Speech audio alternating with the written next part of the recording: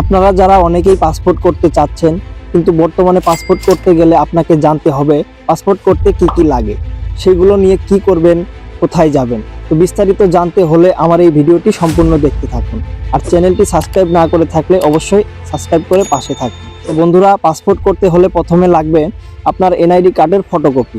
আর যদি আপনি ভোটার না হয়ে থাকেন, সেই ক্ষেত্রে আপনার জন্ম নিবন্ধনের অনলাইন কপি দিয়ে করতে পারেন। এরপর লাগবে আপনার বাবা মার ভোটার আইডি কার্ডের ফটোকপি।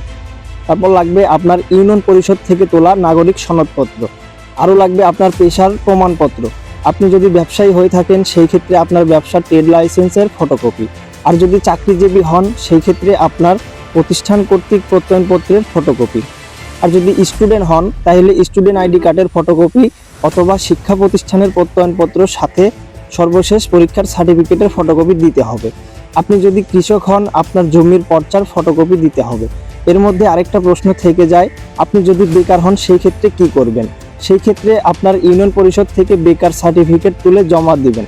এরপর যদি আপনার আগের পাসপোর্ট থাকে, তবে তার ফটোকপি জমা দিবেন। দিতে হবে আপনার ঠিকানার প্রমাণপত্র। সেই ক্ষেত্রে আপনার বাড়ির বিদ্যুৎ বিলের কাগজ দিলেই হবে। সর্বশেষ হলো, আপনি যদি বিবাহিত হন, তাহলে আপনার কাবিননামার ফটোকপি অথবা বিবাহ রেজিস্টার ফটোকপি জমা দিতে হবে।